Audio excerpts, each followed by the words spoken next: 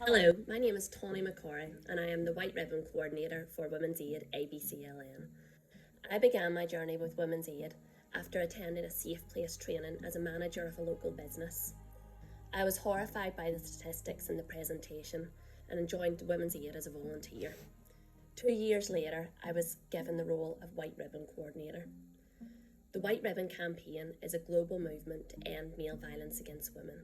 It was formed by a group of men in Canada in 1991 in response to the brutal massacre of 14 female students at an engineering school. The aim was to send out the clear message that violence against women and girls in all its forms is unacceptable. In Northern Ireland, the White Ribbon campaign is led by Women's Aid ABCLN. We encourage groups and individuals to take action by signing the White Ribbon Charter, wearing the White Ribbon pin, and making the personal pledge never to commit, condone, or remain silent about violence against women. We have made a lot of progress with the campaign and are proud of how far it has come, but we know there's a long road ahead. Current restrictions and changing rules have meant an online presence has become more important than ever.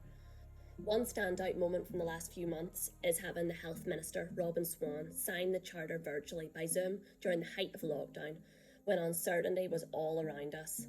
He made his personal pledge never to commit, condone, or remain silent about violence against women and girls, followed by the Ulster Unionist Party, the Alliance Party, the SDLP, and the DUP, including First Minister Arlene Foster. This sent a clear message to anyone experiencing abuse at home that they were not alone, and if they chose to come forward, they would not only be believed, but they would receive the support that they need.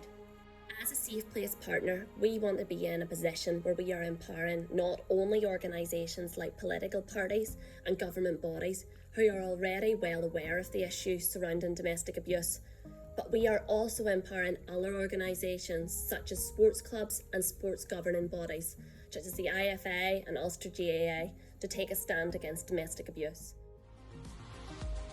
I support the White Ribbon campaign. I support the White Ribbon campaign. I support the White Ribbon campaign. I support the White Ribbon campaign.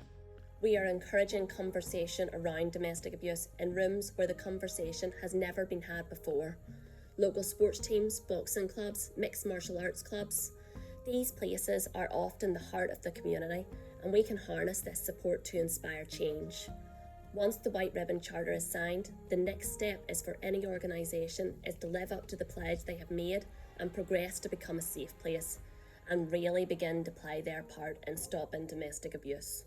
The link between domestic abuse and major sporting events has been well established. For example, in England, it was well publicised during the World Cup. When England lost, domestic abuse rates went up by 38%. The sporting organisations I have worked with have been keen to blow the whistle, so to speak, on this and challenge the attitudes and behaviours that lead to domestic abuse. A strong example has been set by Larne Football Club, who were the first football club to sign the Charter, and since then have continued to set the standard by having the white ribbon printed on their shirts and becoming a safe place. Their support is ongoing, and as the club grows from strength to strength, the presence of the white ribbon continues to fuel conversation at away games, which has inspired other football clubs to follow this example and play their part and harness the support of the football community to create a zero tolerance policy to domestic abuse.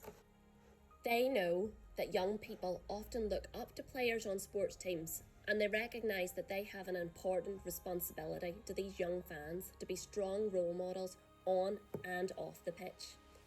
As more sports clubs express their interest in participating in the Safe Place training webinars, we have been able to work with Onus to deliver a Safe Place webinar specifically aimed at the sports industry, which is a massive step forward. Myself, my colleagues at Women's Aid, and our partners Onus are passionate about creating a society free from domestic abuse, but we cannot do it alone. The White Ribbon campaign, as I have learned, is very much a numbers game. To spread the message as far and wide as possible across the country, we need as many groups and individuals to sign the pledge and make the promise never to condone, commit, or remain silent about violence against women as possible. It's It's a simple message, a personal pledge, but our voice is strengthened by the groups and individuals in leadership roles who choose to make it. They have the courage and the moral integrity to refuse to stay silent on the issue, and their genuine commitment to change will make a difference.